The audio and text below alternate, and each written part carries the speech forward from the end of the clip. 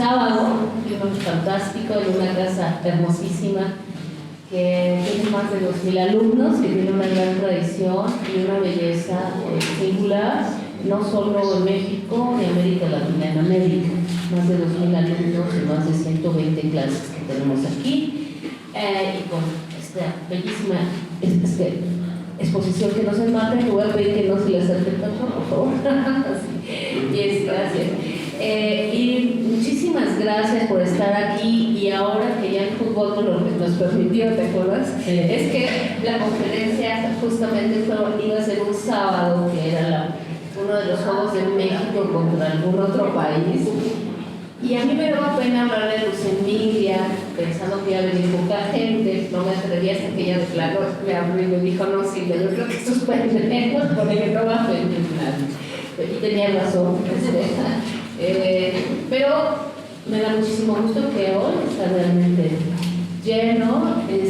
Estas conferencias se enmarcan en el programa de los 500 años de Coyoacán. Tuvimos la fortuna, este gobierno, de que coincidiera con la fecha de la firma de Hernán Cortés hace 500 años, la tercera carta de relación, en mayo de 1522. Entonces todo el programa de arte y cultura y el programa de planeación urbana se basa en los 500 años, que van a durar justamente, nos queda todavía 1 año y medio, duraron 3 años. Y en este marco hemos tenido grandes conferencistas, como quien hoy nos acompaña, y tenemos el privilegio de tener a Luz Emilia. Muchísimas gracias, querida Luz Emilia. Les voy a leer un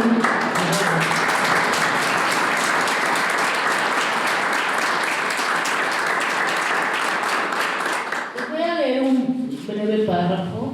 Ella pues realmente no necesita presentación, porque es una mujer que ha destacado en su materia, en sus conocimientos nacional e internacionalmente. Ella que estudió literatura dramática y teatro en la UNAM, ¿no? Y continuó su formación en el Núcleo de Estudios Teatrales. Se ha desempeñado como crítica e investigadora teatral. Ha desarrollado investigaciones sobre la historia ambiental de México, en especial el periodo 1900 a 1946. Publicó el libro Campo de México Moderno 1988 y el libro Laboratorio de Teatro Campesino Indígena Medio Siglo de Historia, con la fotografía de Lourdes Robet, ambos maravillosos libros. Coordinó la sistematización de la revista México Forestal 1923-1978, parte del Consejo Rector Ciudadano del Bosque Chapultepec. Ha impartido conferencias y ha participado en mesas redondas y seminarios sobre la historia ambiental y sobre la importancia de los parques nacionales como parte de un modelo de desarrollo basado en el equilibrado aprovechamiento de los recursos naturales y la necesidad de protección de las cuencas. Esto en cuanto al medio ambiente, pero ella es una experta en materia de teatro y gran crítica. Y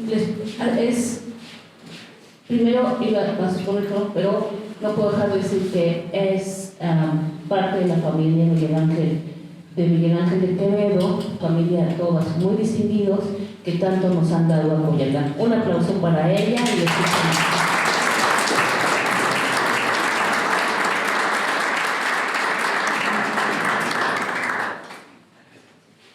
Pues muchas gracias, Silvia, por la invitación. Para mí es un honor, es un compromiso, es una responsabilidad. Agradezco la presencia de todos ustedes, me parece muy entrañable. Veo a caras aquí de gente muy querida que conoció pues, a mi familia desde que éramos niños todos. Y bueno, yo soy bisnieta de Miguel Ángel de Quevedo y en la medida en la que yo estudié teatro y me he dedicado al teatro, me fui encontrando con documentos de mi bisabuelo en mi casa y me fui preguntando muchas cosas. Primero que nada, ¿qué significa que tenga su nombre en la avenida Miguel Ángel de Quevedo?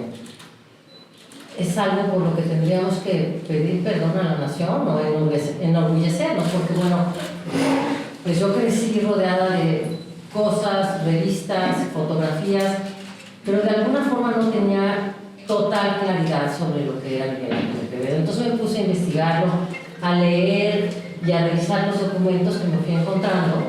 Y bueno, esta es la historia que les voy a contar. ¿Por qué es importante? Les pido por favor que apaguen sus celulares, con respeto. Gracias. Miguel Ángel de Quevedo destacó en la arquitectura, la ingeniería, el urbanismo, pero su mayor contribución fue en el campo del conservacionismo. Es, sin lugar a dudas, la figura más importante en este rubro en la historia de México. Tuvo como eje de su vida el imperativo de servir a su especie, al planeta y a su país. Encontramos en sus escritos diversas maneras de afirmar que era el deber de toda persona comprometerse en asegurar que las generaciones presentes y futuras recibieran el patrimonio natural en mejores condiciones que aquellas en las que la habían recibido. En lo arquitectónico podemos dar de su obra muestra en los edificios del Buen Tomo y Bucareli. En ingeniería, la construcción de los diques norte y noreste del puerto de Veracruz y alrededor de una decena de plantas hidroeléctricas en diversos estados de la República. En urbanismo, su plan de desarrollo de ciudad-jardín, ciudad-bosque, sueño del que nos quedan arboledas de alineación, amplias avenidas como Insurgentes y numerosos viveros y parques y camellones. En el manejo sustentable de los bosques, tenemos en Miguel Ángel de Quevedo al fundador del Servicio Forestal Nacional y realmente la primera persona que no solamente fue un visionario, sino un creador de una obra. Miguel Ángel de Quevedo hizo el primer marco jurídico para la defensa del medio ambiente con una visión que era una visión global, era una visión holística e integral. Él comprendía que lo que sucedía con los bosques en una pequeña región, en otra y en otra y en otra, iba a tener un efecto en el clima y en la salud de todo el planeta. No era el único que lo sabía, pero no lo adivinó, pero era un conocimiento de los científicos de su tiempo. Y dedicó su vida, además, a lograr que se respetara, ¿no? Miguel, ¿por qué? Me he preguntado yo, ¿por qué Miguel Ángel de Quevedo pues, llegó a estas conclusiones? Fue un hombre tan extraordinario. En México ha habido figuras muy destacadas en materia ambiental, pero realmente ninguna con ese afán, con esa resistencia, con esa lucidez que tuvo Miguel Ángel de Quevedo para dialogar con el poder y poder llevar a cabo lo que él pensaba que se necesitaba. Porque en realidad yo creo que una de las batallas centrales que tenemos que tener como sociedad sí es la conservación del planeta, porque si no tenemos ese escenario, pues no hay teatro posible de ninguna manera, ¿no? Y eso lo comprendió él.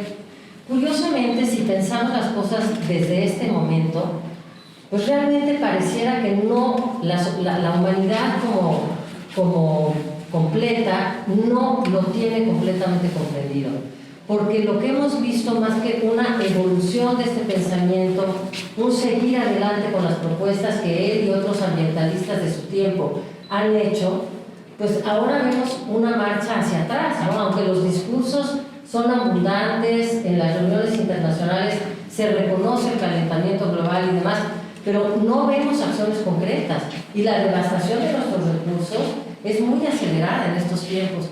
Y me lo pregunto ahora preparando esta conferencia, ¿por qué? ¿Por qué no lo podemos ver? ¿Por qué no podemos ver esa gravedad? Pues imagínense, Miguel Ángel de Quevedo empezó a trabajar en esto y lo empezó a comprender desde 1884 más o menos. Hizo su gran obra de 1890 a 1946. Y pues ¿cuánto tiempo ha pasado desde entonces?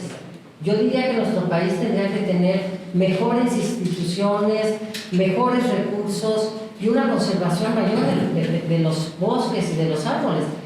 Y pues volteamos a ver alrededor qué es lo que tenemos. Al final les daré algunas cifras de lo que está ocurriendo en este momento.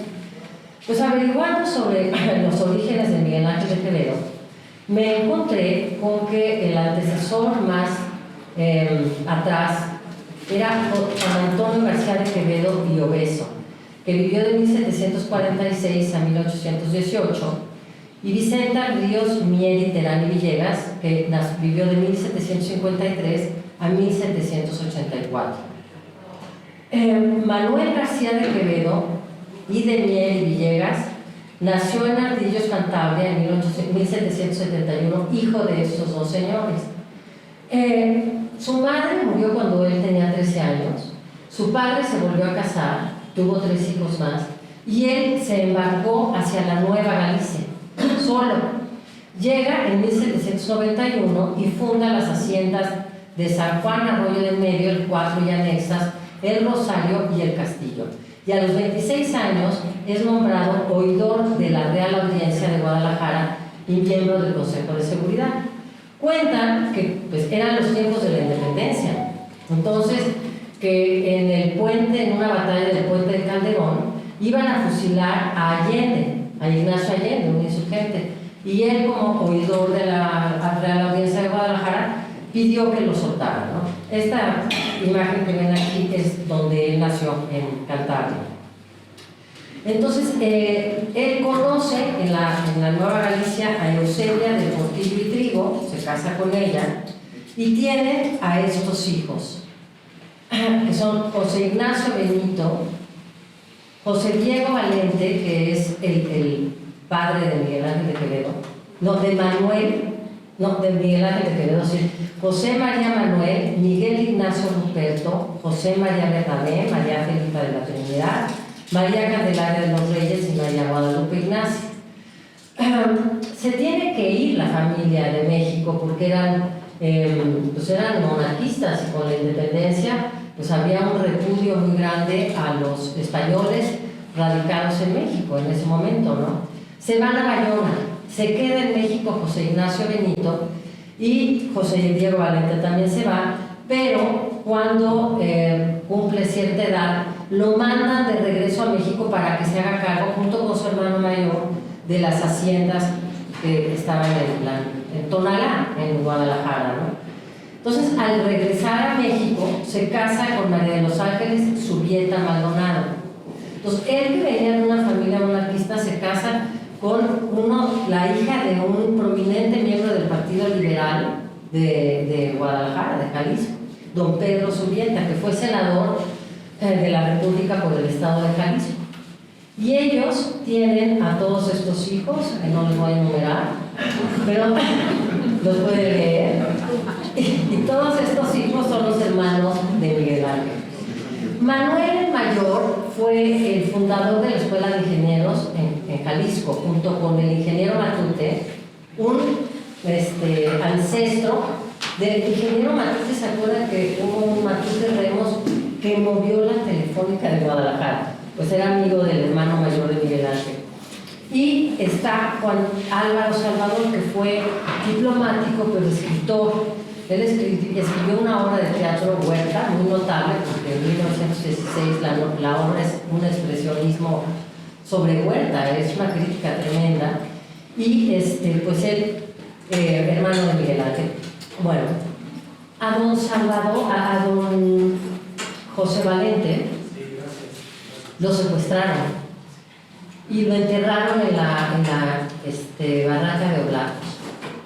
La abuela, Ángela, doña Ángela Subieta, tuvo que pedir prestado dinero para que lo soltaran. Entonces, este secuestro causó la ruina de la familia económica. Se murió don José Valente de estañamiento de vísceras por el haber estado enterrado. Se murió Ángela Subieta, y de estar en una situación, pues no me imagino qué situación estable podría haber sido. En un México, en 1862 nace Miguel Ángel, estamos en todo el dilema de que llegue Maximiliano a México y demás, pues es una cosa de un conflicto tremendo. Me imagino que había unos pleitos ideológicos, quizá como los que estamos viendo ahorita, ¿no? De liberales, conservadores y demás. Bueno, y además entran en esta situación de enorme angustia del dinero. Entonces, Bernabé Quevedo, que era uno de los tíos, hermano de José Valente, dice que él va a cuidar a todos estos, pues sobre todo a los hombres de la familia, y se los lleva a Francia para educarlos. Y entre ellos va Miguel Ángel de Quevedo. Este es José Valente y este es Ángela Subieta en una foto más reciente.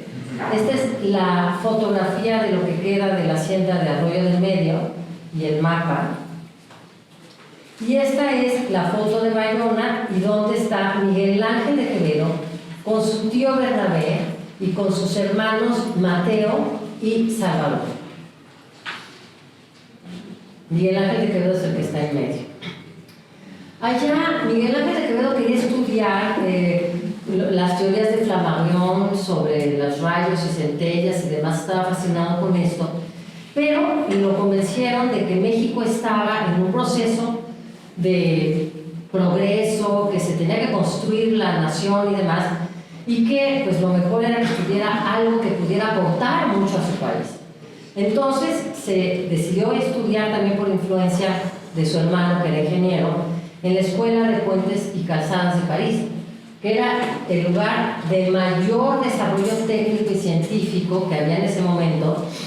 Y además estamos en el positivismo, o sea, es la gran fe en la ciencia y en la técnica. Y Miguel Ángel de Quevedo, pues al entrar en esta escuela, conoce a Luis Pasteur. Imagínense, en este momento se están reconociendo las teorías, bueno, el hecho, la realidad de los microorganismos, de los microbios, se inventa la vacuna de la rabia. En este momento se está haciendo el tendido de las atarjeas de París, y lo está haciendo un profesor de Miguel Ángel de Quevedo. Al mismo tiempo, se están construyendo los grandes puertos de altura, el de Abre, el de Bilbao, y estos son los maestros de Miguel Ángel de Quevedo, Paul Laroche, Durand Clayer, en fin. Entonces está este niño de Guadalajara, huérfano, en la Escuela de Puentes y Calzadas. Estuve investigando cuál fue todo el proceso para entrar y le fue muy difícil. Tuvo que aprender francés, tuvo que, digamos, adquirir el nivel de poder entrar en esta escuela, y bueno, le estudió muchísimo y finalmente entró ahí. Aquí está esta imagen de cuando lo aceptaron. Aquí tenemos algunas de las obras que él fue haciendo, ¿no? Entonces, lo formaron como arquitecto y como ingeniero. Y como arquitecto, bueno, pues con todas las de la ley, pero como ingeniero para hacer hidroeléctricas, puentes, carreteras y además cimentación. A Miguel Ángel de Quevedo le toca trabajar en la cimentación de la Torre Eiffel. Y también él va a ver estas obras del puerto de Bilbao, etc. Aquí hay una imagen de la Exposición Universal de París de 1889, en donde se expusieron todas las fotografías de la cimentación de la Torre Eiffel, que hubo muchísima controversia. En realidad la querían quitar, y bueno, que iba a ser una cosa espantosa en la ciudad de París, que iba a ser una cosa tremenda, y finalmente pues se convirtió en el símbolo de París, ¿no? Esa era la biblioteca. Hubo solo 2 mexicanos en la generación de Miguel Ángel de Quevedo allá, un señor Arrigunaga y Miguel Ángel de Quevedo. Y aquí tenemos su regreso a la Ciudad de México, ¿no? En realidad, bueno, nace en Guadalajara y se viene a la Ciudad de México a trabajar. Allá conoció a Fernando López, que era un protegido de Manuel González Cosío, que era el ministro de Fomento de Porfirio Díaz. Y bueno, aquí llega y se relaciona con la familia de los Barcelonets, los Tron, demás, los Bougivet, y se relaciona con Limantour y con el equipo de Porfirio Díaz. Y trae las ideas que había recibido en Francia de la necesidad de la reforestación. En la Escuela de Puentes y Calzadas de París a los ingenieros les daban una materia que era hidrología forestal. Entonces, algo que en México a la fecha, bueno, cuando menos hasta hace poco, había una enorme resistencia como a considerar que si vas a hacer un puente, es importante entender cómo están los bosques alrededor y cuáles son los cursos del agua, cuál pueden ser las inundaciones que se pueden llegar a dar, que las hemos visto muchísimo. O sea, ¿cuál es el paradigma que Miguel Ángel de Quevedo va construyendo y que es un paradigma que es válido hoy? Y es que los bosques, sobre todo de las partes altas de las cuencas y de las montañas, son los que sostienen esas tierras, porque tienen una inclinación que si llueve, se deslavan y entonces generan asolve, sepultan casas, generan un desorden del curso de las aguas superficiales. Y si tú tienes unas masas forestales bien conservadas, lo que estás logrando es una correcta recarga de mantos acuíferos, también mayor caída de agua, mayores lluvias, y además tienes un control de todas las aguas superficiales, y además tienes el hábitat de todos los ecosistemas habidos y por haber. Entonces llega a México y le encargan redactar la memoria del Valle de México, su desagüe y saneamiento. Investiga toda la historia de lo que se ha hecho con el Valle de México y las inundaciones. Hay una historia de inundaciones brutal. O sea, miles de gentes muertas. En el año de 1500 y tantos hubo 2 inundaciones que yo recuerdo en el siglo XVI que verdaderamente eran semanas, meses, años que permanecían las inundaciones. De lo que leí de esta memoria, lo que me quedó muy claro es Miguel Ángel Quevedo estaba dispuesto a renunciar y a decir que no en un momento dado, si no estaba de acuerdo con lo que estaba haciendo, si no había una ética para él. Eso se me quedó muy grabado. Y en los de su generación está ahí también Roberto Gayol, una serie de personas que lo acompañaron desde distintas disciplinas para construir lo que construyó. Entonces, Miguel Ángel de Quevedo lo que va entendiendo es que la llegada en el México prehispánico hubo una relación con la naturaleza muy sensible, porque sabemos que Nezahualcóyotl construyó una solución al problema de las inundaciones con un dique que funcionó bastante bien. Y los antiguos mexicanos pues estaban relacionándose con el lago de Texcoco, aprovechándolo, ¿no? Crearon el sistema de chinampas y demás. Llegan los españoles, llegamos, somos todos mexicanos, españoles, indígenas y de todo, aquí somos multiculturales todos en realidad. Se empiezan a pelear con toda la zona lacustre. Hay un profesor tortolero que ha estudiado mucho todo el tema del Chalco, y este hombre tiene toda una explicación increíble de las consecuencias de no escuchar a la naturaleza, ¿no? Bueno, a Miguel Ángel de Quevedo se dio cuenta de que le estaban dando un diámetro al desagüe que no correspondía con la realidad y con los retos que iban a venir, que iba a crecer mucho la ciudad. Entonces dijo que tenía que ser mayor y no le hicieron caso, entonces renunció. Entonces luego le encargaron que hiciera el tranvía del centro de la Ciudad de México hacia Tacubaya y luego se extendiera hacia Tlalpan. Ahí se marcó el cambio de un tranvía de mulas al tranvía eléctrico. Se lo encargó Agustín Cerdán, que era un empresario muy notable en ese tiempo. Y bueno, ahí se da cuenta Miguel Ángel, también va reforzando su idea de la importancia de los bosques. ¿Qué es lo que le pasa? Él tiene en la tarde todo un día las vías del tren, del tranvía, llega al día siguiente y se encuentra con que ya está todo eso destrozado y ahí hay vacas, pedazos de casas, lodo. Entonces dice, ¿qué está pasando? Se va a ver todos los lomeríos del poniente y lo que se da cuenta es que están desforestados. Y entonces empieza a entender más dentro del campo así físico lo que ya había dicho Humboldt, etcétera, que finalmente el problema del desagüe del Valle de México es un problema forestal, porque lo que se tiene que hacer es forestar la zona del poniente, sur, poniente, y de esa manera evitas todos los eslaves. Estamos hablando de Santa Fe, estamos hablando desde la Cusco hasta el norte, ¿no? Hasta la Sierra de Guadalupe.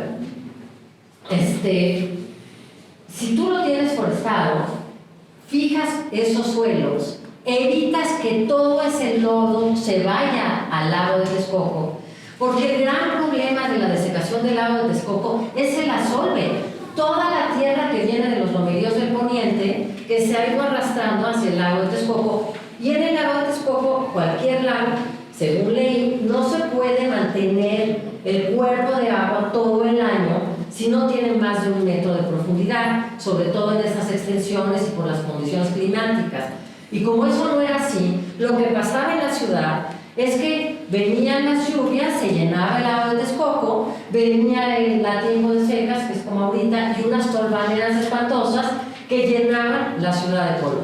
Si uno hace una investigación periodística de esos años, es constante la denuncia de esta condición tan insalubre de la ciudad por el polvo, ¿no? Entonces, en este momento que Miguel Ángel Quevedo está viendo esto, en México hay ya un debate sobre la importancia del problema forestal y del problema ambiental. Y había dos posiciones básicas: los que creían que los árboles eran importantes y los que no creían que los árboles eran importantes. Los que creían que eran importantes se dividían a su vez en los que creían que había que poner una legislación y había que intervenir la propiedad privada y la propiedad nacional y comunal en favor de los bosques. Es decir, tenía que haber una legislación. Y los que decían que no, que era suficiente con que diéramos conferencias como las que estoy dando ahorita y que la gente iba a entenderlo muy bien y que finalmente pues todo el mundo muy obediente iba a hacer lo que tenía que hacer, que era cuidar sus bosques. En 1857, la Constitución de 1857 es una constitución liberal. Pero el tema de Miguel Ángel de Quevedo también es muy importante ahorita, porque Miguel Ángel de Quevedo fue una persona que no tuvo una acción resultado de ideologías, sino de un paradigma científico que él mismo puso a prueba varias veces y que tenía que ver con un servicio a la nación y no con creer cosas. El tema de liberales y conservadores es extremadamente confuso, porque hoy en día la palabra liberal, bueno, el anatema, ¿qué te pasa? Sí, ¿sabe quién era liberal? Benito Juárez. La Constitución Liberal de 1857 era una defensa a ultranza de la propiedad privada. ¿Cuál era la resistencia para legislar en materia ambiental? Incidir y limitar la propiedad privada. Entonces Miguel Ángel de Quevedo no era ni liberal ni conservador. Él decía, yo estoy de acuerdo que me dejen tener mi casa y no me la quiten, y no era comunista realmente. Pero sí decía, tenemos que tener terrenos nacionales y la posibilidad de que el gobierno incida por el bien de todos. Esa era su apuesta. Bueno, fue una larga batalla, escribió muchísimo sobre el tema. Y para que entiendan los dos polos, ¿quiénes estarían en los dos polos? Nada más les voy a dar estos nombres. Ignacio Ramírez, el nigromante, y luego su hijo, que formaban parte de la Sociedad Mexicana de Geografía y Estadística y la Sociedad Mexicana Antonio Alzate, que eran notabilísimas asociaciones científicas, estaban en contra de que se legislara. Y Manuel Paino estaba en favor de que se legislara. Y ambos hicieron escritos muy importantes sobre el tema, ¿no? Luego, Miguel Ángel de Quevedo, después de hacerlo del tranvía, lo invitan a dirigir las obras del puerto de Veracruz, que se necesitaba construir el dique norte y noroeste para que pudieran entrar los barcos transatlánticos a la zona, ¿no? Hubo muchos debates, se podría escribir solo un libro de toda esa cuestión. Lo tuvo que hacer con presos de la cárcel de San Juan de Ulúa, y uno de los graves problemas que había ahí era la peste, porque había un estancamiento de aguas. Tenemos dos cuerpos de aguas básicamente alrededor de las ciudades, en los lugares. Uno que son los manglares, que son, digamos, como organismos vivos, pero hay otros que son los pantanos y que tienen un estancamiento de una serie de, no sé, provoca paludismo, y ahí estaba el vómito negro. Una buena parte de los que trabajaron en las obras del puerto de Veracruz se murieron de peste negra, ¿no? Bueno, Miguel Ángel de Quevedo ahí conoce a doña Adolfina Carrara Ceballos y se casa con ella, ¿no?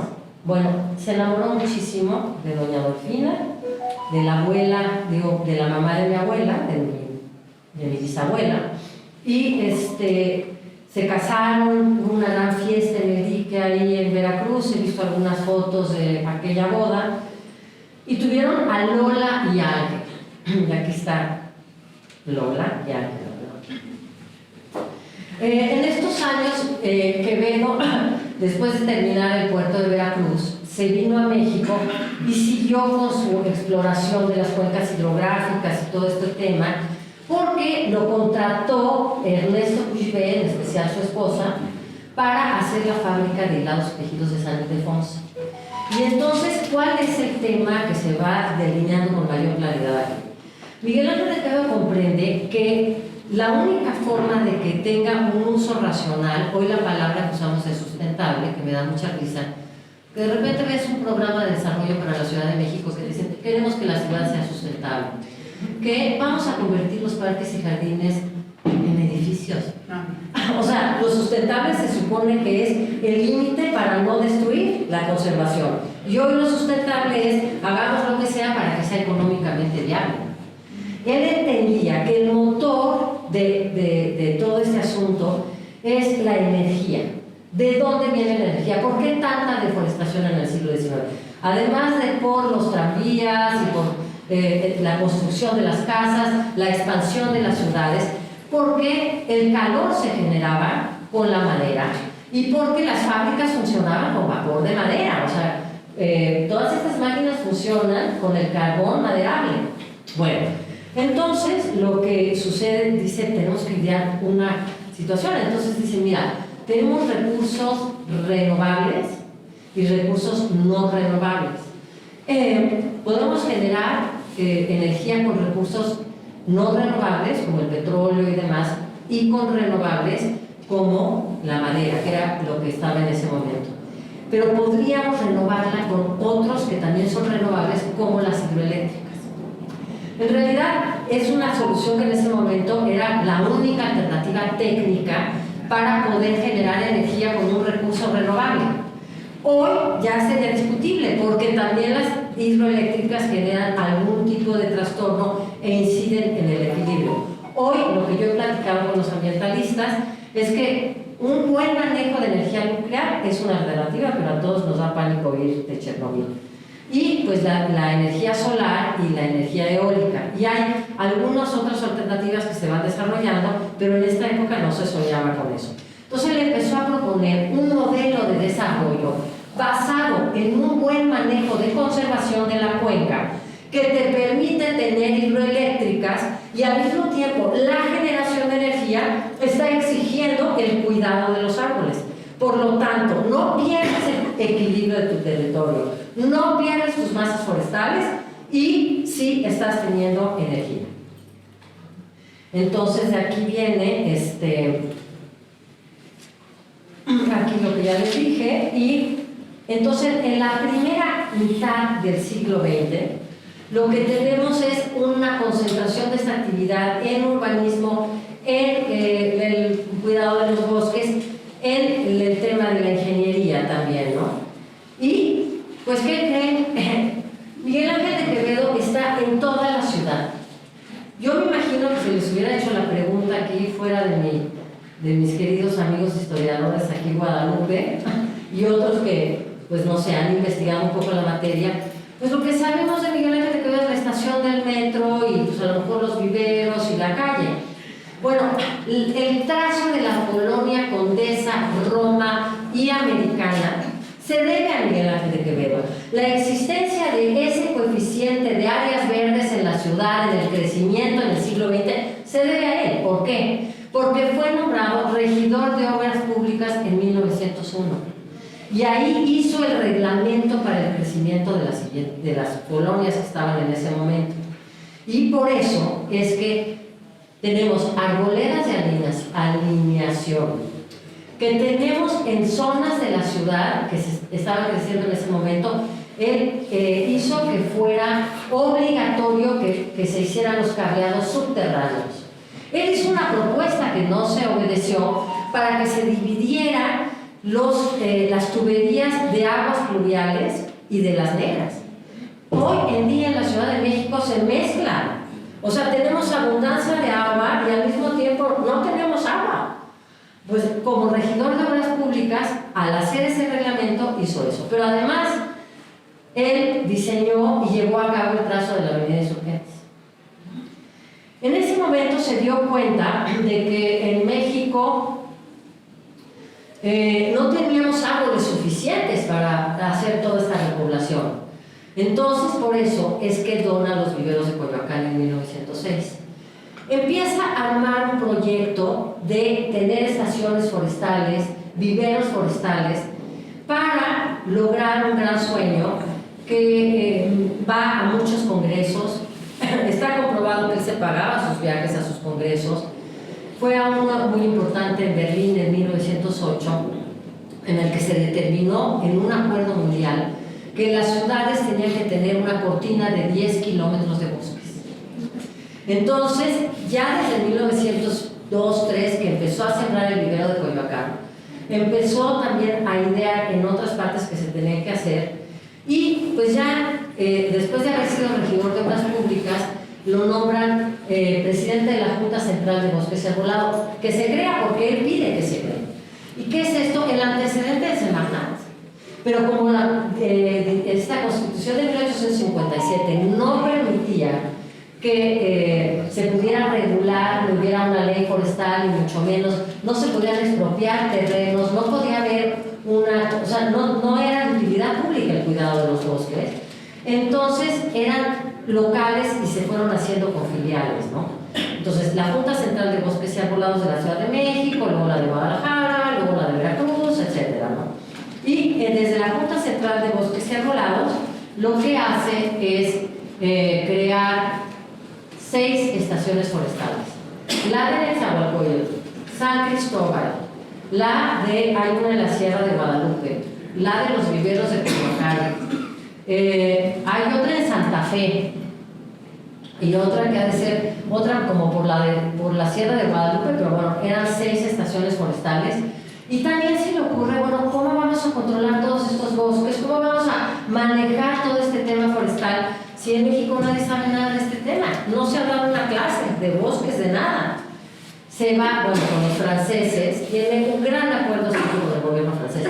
El gobierno francés dona a México la estancia de 6 brigadieres que vienen a fundar la Escuela Nacional Forestal en Santa Fe, y también dan clases y se introduce incluso la materia de arquitectura de paisaje en los viveros de Coyoacán.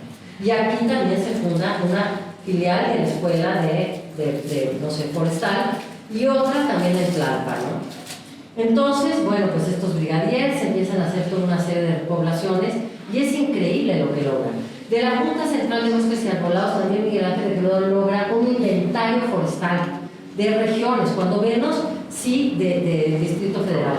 Publica una revista en donde está publicado ese inventario, en donde hay mapas de las zonas verdes que ahorita les voy a enseñar de la Ciudad de México. Y además promueve una ley de terrenos baldíos que no se pueden tratar porque en la Constitución de 857 cualquier particular podría decir: aquí hay un terreno baldío, quiero que me lo den, ¿no? Y entonces pues podían parcelar un bosque para dárselo a Juan de los Palotes, ¿no? Y algunos cuidaban los bosques y otros no. Entonces Miguel Ángel de Quevedo logró que ya no se repartieran esos bosques para ser talados y utilizados para cualquier otra cosa. Esa es la importancia, es la primera ley restrictiva así a ese nivel que logra. Y va a una conferencia en Washington. Estos señores que están viendo aquí, ahí está Teodoro Roosevelt.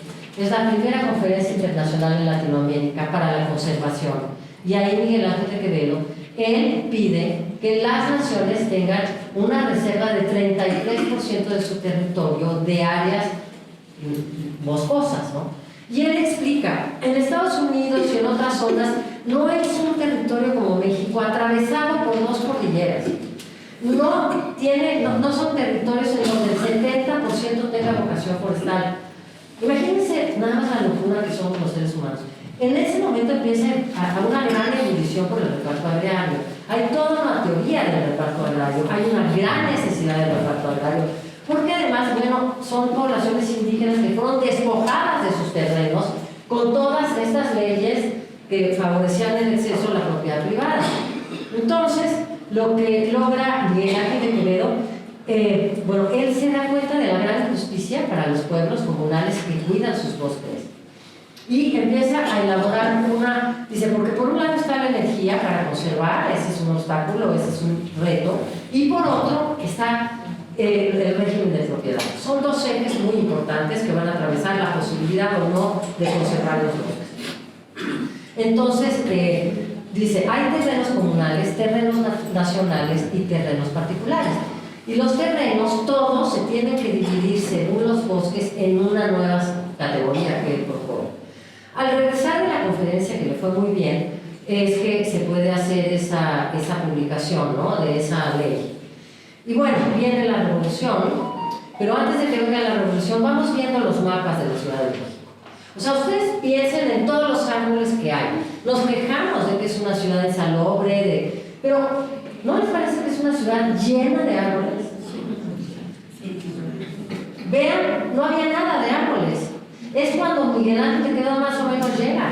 Digamos, estaba la Alameda, había paseos arbolados, pero en el centro hay arboledas de alineación. Aquí tenemos los mapas, que me encantan ver los mapas, no les entiendo mucho, pero esto era el México que él se encontró. También, cuando fui estudiando eso, me preguntaba cosas. 400,000 habitantes, todas estas propuestas, ¿y por qué acabamos donde acabamos?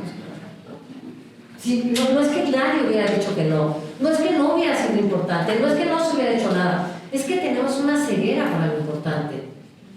En fin, esta es, fíjense, qué mapas encontré por ahí.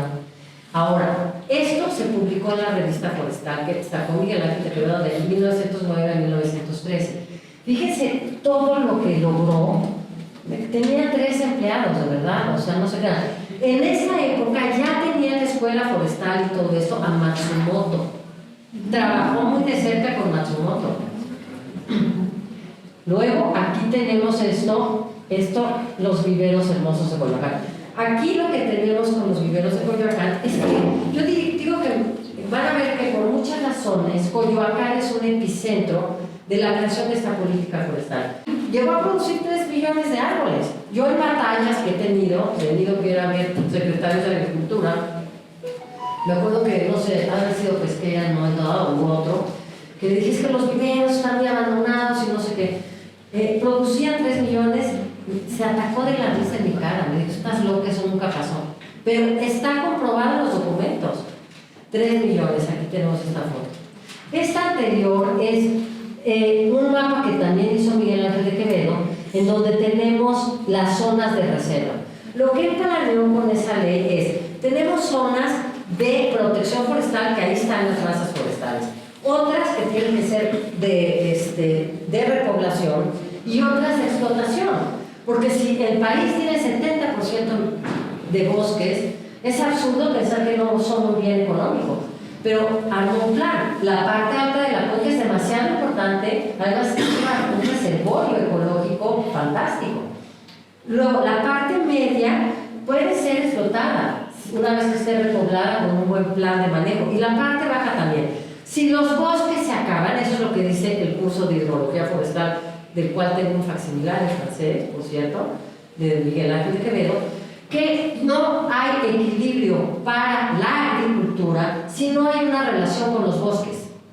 Es decir, tú talas todo para tener agricultura, pierdes ese equilibrio en un momento dado. Bueno, esta es una cosa actual, ¿no? Y si lo vemos con detenimiento, pues no se avanzó mucho respecto de Miguel Ángel de Quevedo, y pues diríamos, si lo vemos con más detenimiento, pues hemos ido para atrás, ¿no? Ahora, les hablé yo que en esta época él desarrolló también una obra arquitectónica importante. En la obra arquitectónica tenemos el edificio de las Fábricas Universales. Y este edificio fue diseñado por Miguel Ángel de Quevedo. Esto es la iglesia del Buen Torno, que la diseñó también Miguel Ángel de Quevedo. Y ahí he ido con mi amiga Guadalupe a lo de los edificios donde están las casas habitación, el edificio Mosqueta. Ese edificio corresponde en mucho a lo que Miguel Ángel de Quevedo determinaba como un plan de urbanismo. Él diseñó, desarrolló y publicó un plan urbanístico. Ahorita se los veo, que tenía que ver mucho con las teorías del doctor Bernard, que tienen que ver con el oxígeno, y que la relación en las ciudades tiene que ser, en las zonas habitacionales, la misma anchura de las calles que la altura de los edificios, que además las casas tienen que ser muy amplias y tener muy buena ventilación y de techos muy altos. Entonces, estos edificios, me metí a ver qué se está diciendo de ellos ahorita, Bueno, pues vienen muchos a hacer reportajes porque es el primer edificio de departamentos supuestamente que se hizo en esa zona. Siempre que decimos primero, yo digo quién sabe, porque me dicen que había otro. Pero que tenía estas avenidas y demás. Y lo que destacan es esa amplitud, ¿no? ¿Ese es Bucareli? Es el Bucareli, sí. Y aquí está una foto de la época, no sé, 1915, 20, por ahí. 30, lo diría. Como 60. 60, ¿verdad? Sí, ahí sí me falló. Qué bueno, sí. Claro, ya están los autobuses por todos lados. Aquí, bueno, pues las fachadas, porque este edificio eran 174 departamentos, según leí por ahí, y tiene sus avenidas y cada una como con una diferentes, ¿no? Casi no se ha modificado. Lo he ido a visitar, he entrado a alguna de las casas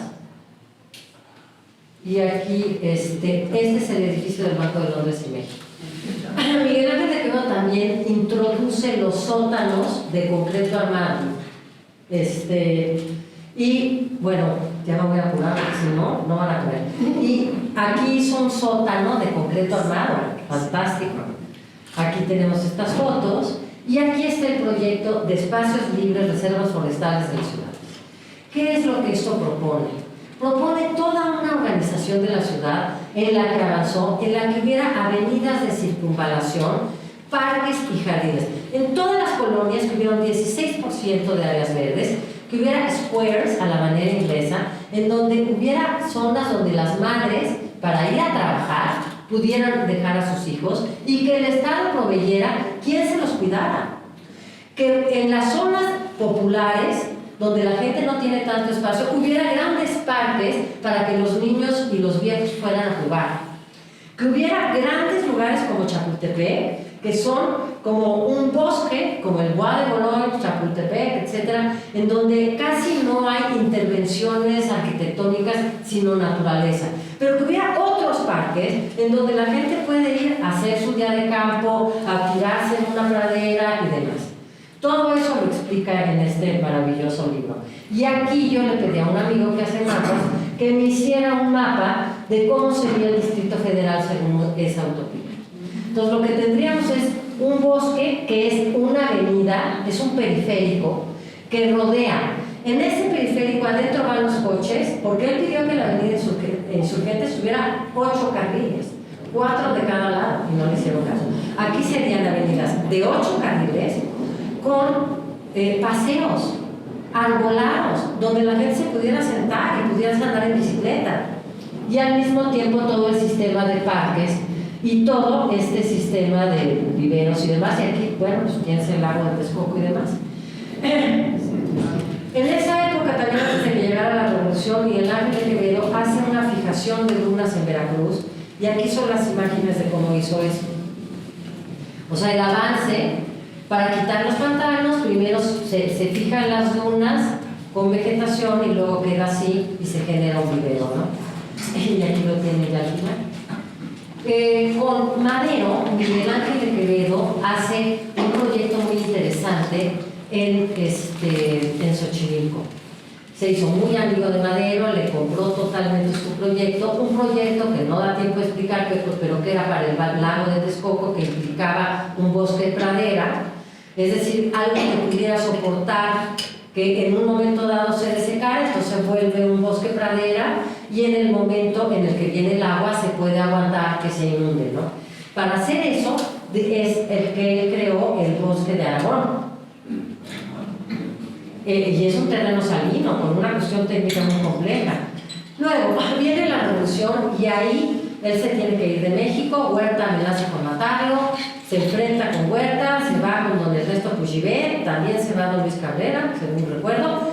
Se encuentran en Cuba, vienen a México y él sabe que van a hacer una constitución y que están planeando fragmentar todos los bosques para un reparto agrario. Entonces publica este folleto para convencer a los constituyentes de que no sea así y de que pongan un artículo en donde sea posible la expropiación o la intervención de los terrenos por interés público. Para ello invita a la casa que tenía en Coyoacán a Venustiano Carranza y ahí lo convence. O sea, Coyoacán es un epicentro importante, ¿no? Muy bien. Y luego de aquí tenemos los constituyentes y de aquí tenemos el párrafo en donde logra su cometido. Hubo mucha discusión, hay un investigador muy importante que se llama Humberto Urquiza García, que tiene toda una tesis para demostrar que este párrafo se debe a Miguel Ángel de Quevedo. Y que dice, la nación tendrá en todo tiempo el derecho de imponer a la propiedad privada las modalidades que dicte el interés público, así como el de regular el aprovechamiento de los elementos naturales susceptibles de apropiación para hacer una distribución equitativa de la riqueza pública y cuidar de su conservación.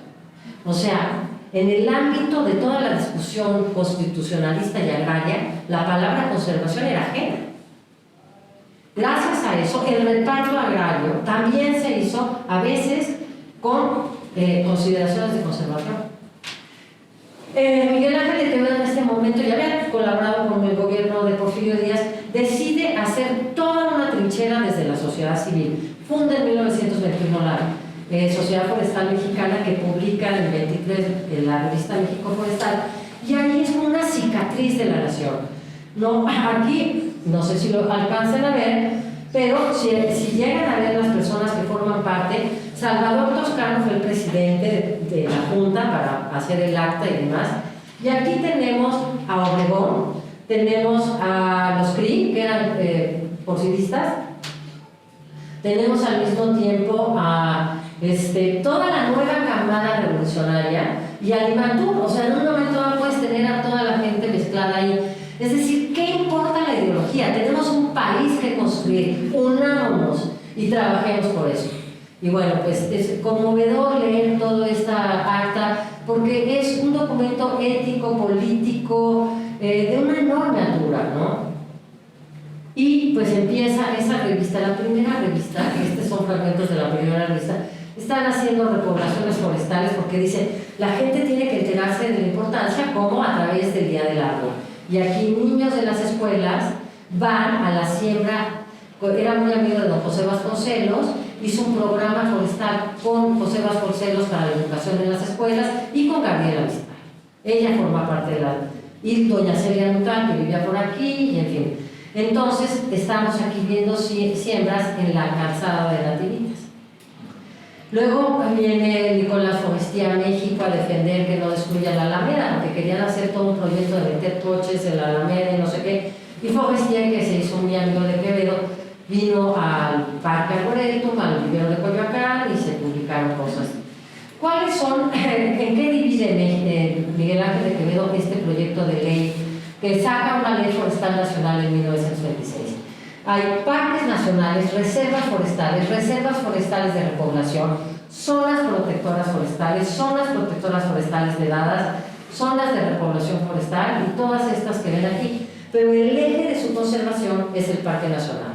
Y Miguel Ángel logra que se decrete Parque Nacional al histórico Coyoacán, eso es en 37. Cuando llega Lázaro Cárdenas, que es otra cosa que uno dice, ¿what? O sea, este señor estuvo cerca de, no digamos de Porfirio Díaz, sino de la masa crítica de Porfirio Díaz. Y lo nombra, Lázaro Cárdenas crea un departamento para él, para que haga una obra forestal. Lázaro Cárdenas, se hicieron íntimos amigos, y aquí estamos viendo el gabinete de Lázaro Cárdenas. Y ahí está Miguel Ángel de Quevedo con rango de ministro. Con el Departamento Autónomo Forestal de Caza y Pesca, Miguel Ángel de Quevedo introduce el cultivo de la trucha con unos japoneses, Yakishita y no me acuerdo, siempre se me olvidan los nombres de los japoneses, pero le regalaron unos cuadritos japoneses preciosos y bueno, trabajó con ellos en la estación de Salazar, que veíamos en la carretera, a Toluca, en Pátzcuaro, etc. Era lo más avanzado de su tiempo en cuestiones forestales. Y entonces organiza el departamento para que haya una intervención en caza y pesca, en un principio también la marítima. Él introduce congeladoras para la distribución en el mercado, L. Rodríguez y toda una serie de técnicos que vengan a enseñar de cómo congelar el pescado para que se conserve y empacarlo. Y hace un sitio también de reserva de caza Porque había dos cosas: se puede regular la caza, pero también se tiene que prohibir la caza en ciertos lugares y tiene que haber zonas de refugio de los animales.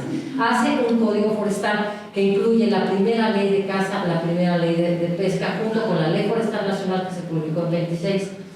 Eso se publica en 38. Luego tenemos aquí, ya muy viejitos, sembrando árboles.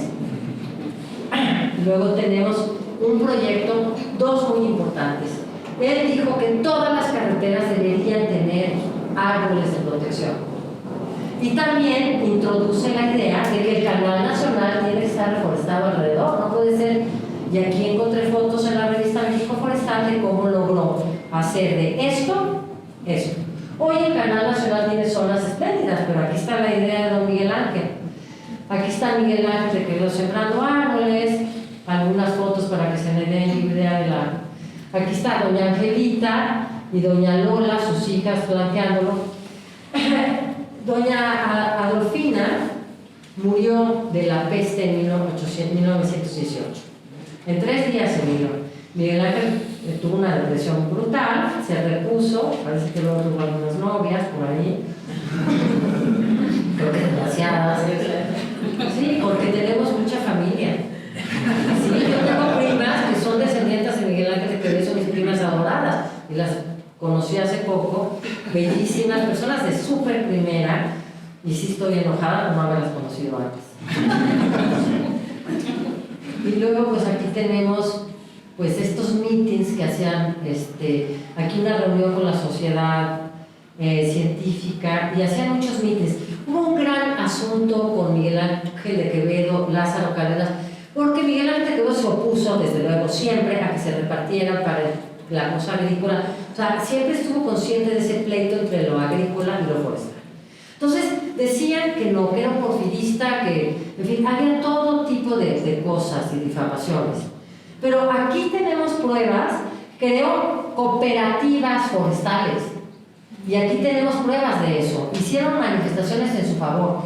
En 1939, Lázaro Cárdenas disuelve el departamento autónomo y liquida a Miguel Ángel de Quevedo con un gran homenaje. ¿Por qué? O sea, para poder llegar ¿cómo se llama? Yo creo que fue una cosa que le pidieron para llegar al siguiente sexenio con Ávila Camacho. Hizo un museo de la flora y de la fauna en Chapultepec. Una cosa fantástica que entraban 7,000 personas diarias. El día que tomó posesión Ávila Camacho, destruyeron ese museo. Entonces, hay una pugna muy fuerte de intereses económicos y conservación. Y la conservación es una idea de decir, hagamos riqueza lentamente y razonablemente. Y la otra es, hagamos riqueza ahorita al precio que sea, aunque se nos acabe la vida mañana. Miguel Ángel de Quevedo representa, aquí está todo su equipo del Departamento Autónomo Forestal, y esta es una foto muy hermosa que tenemos en mucha consideración, porque aquí imagínense, vean la cara de Miguel Ángel de Quevedo, parece que está viendo el presente. Y Lázaro Cárdenas allá abstraído, ¿no? Se quisieron mucho, se confrontó mucho Miguel Ángel de Quevedo por los temas que les he explicado, y bueno, puso en marcha un proyecto que no quería que se me olvidara, de construir en las fronteras el Parque de la Amistad con Estados Unidos y con Guatemala. Fue cuando le cerraron el departamento, no creo que haya sido la causa, tampoco. Pero ahorita que tenemos proyectos de muros. Aquí hay otra foto, ahí ya, en fin, la familia, que veo ahí está mi padre y mis tíos, junto a Miguel Ángel de Quevedo atrás. Está mi tío Miguel, no, este es demasiado grande para ser mi tío Miguel. Mi tío Miguel está aquí al lado, aquí está mi abuelita. O sea, está este es mi papá, el flaco que está allá atrás. Es 1, 2, 3, 4. Y luego, junto a mi papá está Miguel Ángel de Quevedo, y luego hay una persona que no reconozco, está el papá de mi papá y mi abuelita Angelita y los hermanos de mi papá, mi tío Agustín, mi tía Mary y mi tía Liz. Y aquí está el boletín forestal del Departamento Autónomo. Y pues una pregunta que me hacen muchas veces: ¿quién denominó a Quevedo el apóstol del árbol? Fue Félix Pallavicini, como en 1919, y luego le hizo ese homenaje a Lázaro Cárdenas, y luego, bueno, se hizo la calzada Miguel Ángel de Quevedo, fue en 1948, ya que había muerto Miguel Ángel de Quevedo. Aquí está él, su sepelio.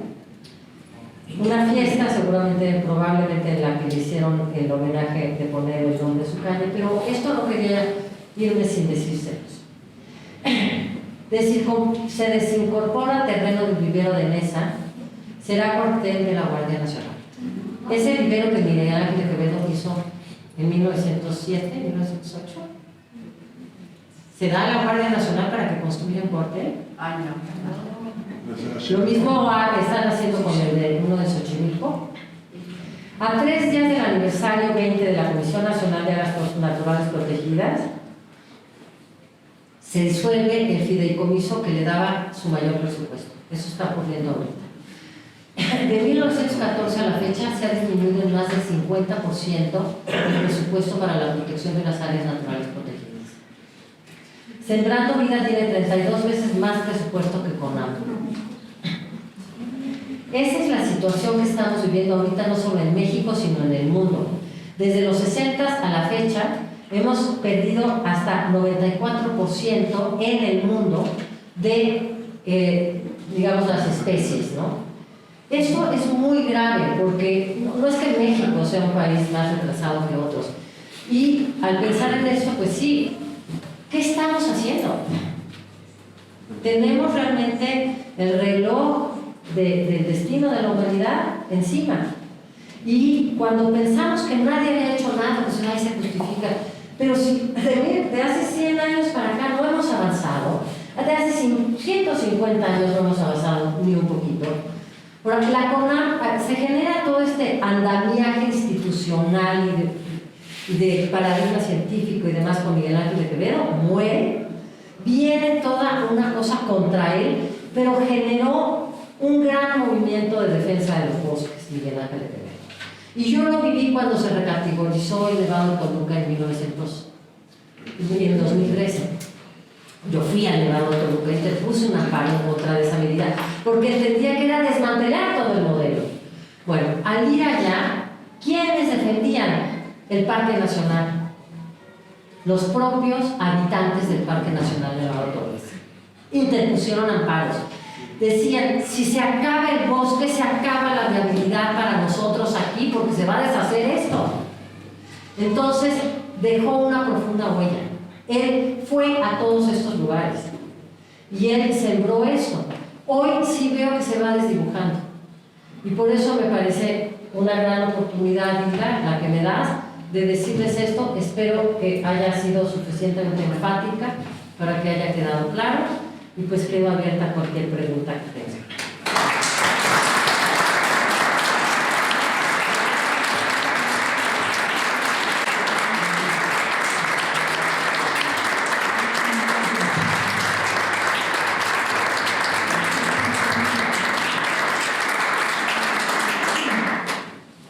¿Alguna pregunta? Muy bien, increíble, muchísimas gracias, de verdad, felicidades, increíble, seguro va a haber muchas preguntas.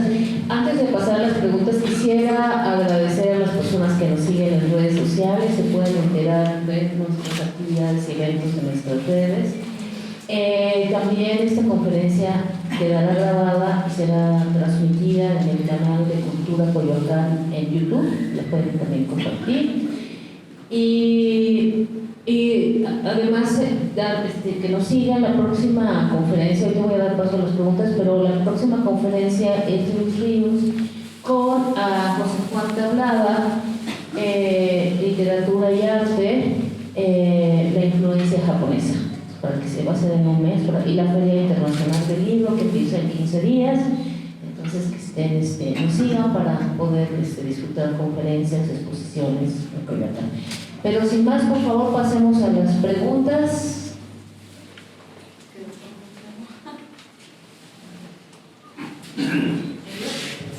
¿Tienes un nombre para que quede grabado? Sí, soy Alea, vivo acá en Coyoacán. Muchas gracias por la plática, muy interesante. Yo quisiera saber si usted conoce alguna asociación de vecinos en Coyoacán o ambiental que justamente se esté dedicando al cuidado del arbolado y de las áreas verdes, justamente con este tema que mencionó al final.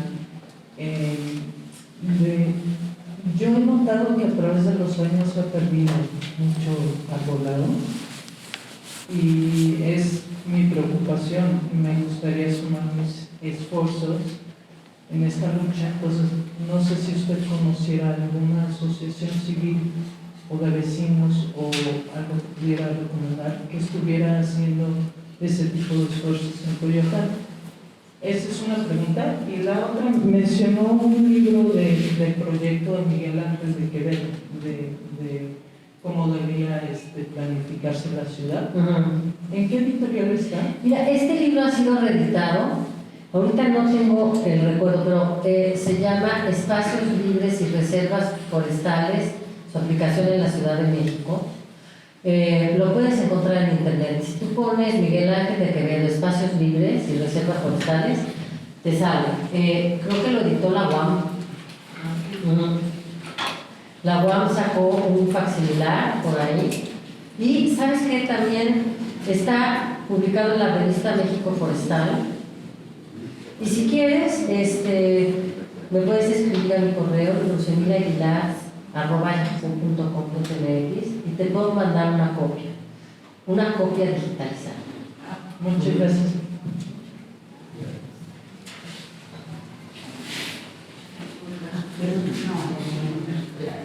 Hola, querida, soy Guadalupe Lozada. Tengo la curiosidad, ¿sigue en línea la revista Forestal? No, ya no está en línea. Es que Guadalupe estuvo muy cerca y me ayudó a hacer la sistematización de toda la revista México Forestal, que se hizo un resumen y además podías consultar toda la revista en línea en la página de la Secretaría de Medio Ambiente del Distrito Federal de la Ciudad de México, pero ya no está ahí. Esa revista, pues cuando se pudo consultar, sacó muchos artículos y mucha gente como que la consultó y era una fuente directa que podrías ver en internet. Sería muy importante volver a sacar eso. Ahora, mira, el asunto de la asociación, yo estoy preocupada y creo que todos estamos armando frentes para muchas defensas. Yo me siento abrumada, la verdad. Muchas veces, y aquí muchos vecinos sabrán, mi hermana y yo, Carmen, estuvimos defendiendo que si los viveros, que si esto y que si el otro. Hay una asociación de vecinos del Centro Histórico de Coyoacán y hay una asociación de defensores del vivero de Coyoacán, porque en el vivero querían hacer el edificio de la Semarnat, y se dividió. Bueno, han querido hacer una cantidad de cosas que nada más sería la nueva historia de la ignominia. Pero veo un desinflamiento porque los frentes son muchos.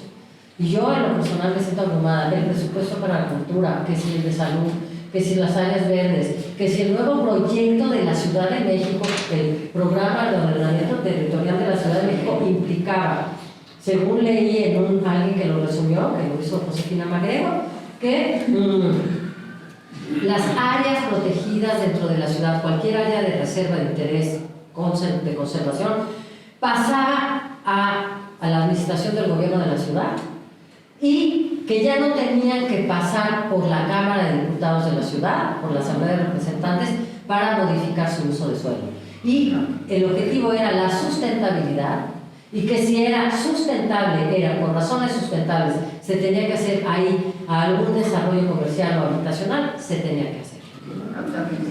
Bueno, ya casi me da un infarto, o sea, es muy abrumador, pero yo creo que deberíamos sí de pensar en alguna acción para empezar, cuando menos, yo diría, dar difusión a la importancia de estas defensas.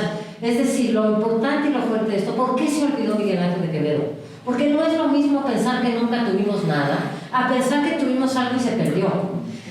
Las figuras como él, complejo, sí, cometió errores, todo lo que quieras, pero tiene un tamaño, inspiran y son poderosas y en esa medida son peligrosas, ¿no? Entonces yo sí he visto una voluntad de olvido y una voluntad de descrédito. Por ejemplo, él trajo los eucaliptos a México. No. Los trajo un señor de Ro antes. Y la gran proliferación de eucaliptos no tiene que ver solo con Miguel Ángel de Quevedo, que sí trajo algunos, sino con todo un asunto de su época y llegaron antes. En fin, es muy característico del poder en todos los tiempos. Cuando hay un mensaje que no te gusta, descalificas al mensajero, ¿no? Entonces, bueno, ese señor no importa, y yo a mi hijo le he dicho toda la vida, no pienses nada más en quién te dice las cosas. Piensa si lo que te están diciendo es razonable, porque hay gente muy razonable que también a veces dice cosas irrazonables.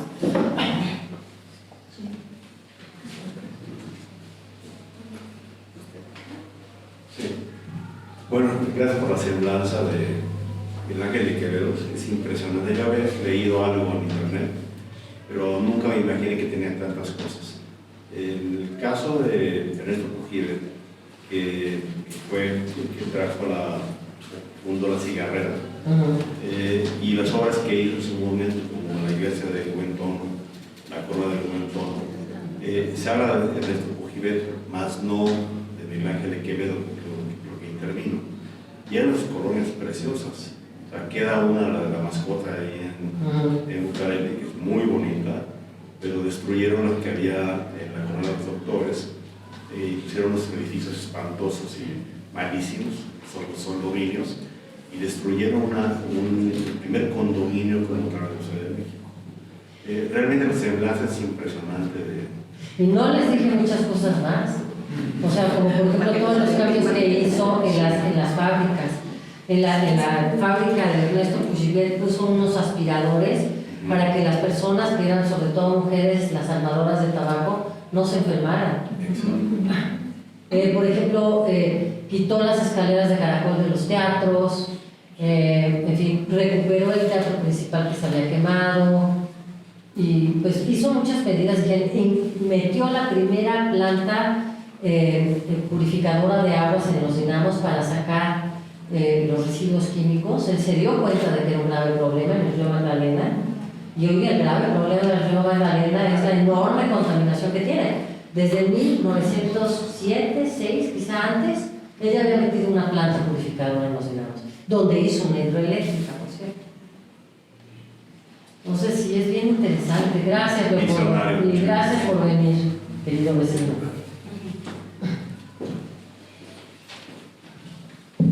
Con todo este rico material que tiene Luz Emilia, y además lo visionario que nos ha dejado, que evidenciamos ya, podría hacerse una exposición. Tenemos un proyecto para hacer una exposición, una serie de exposiciones que se llama Arte en Apertura.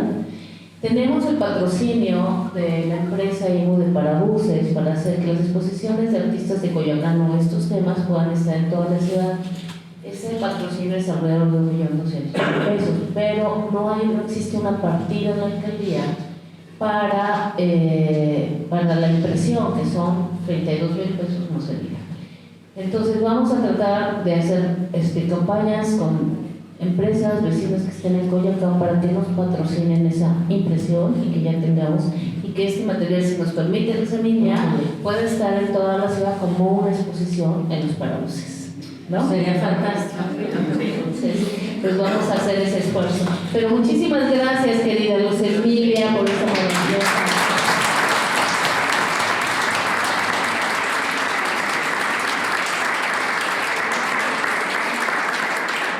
Muchas gracias y que sigan disfrutando su fin de semana. Gracias.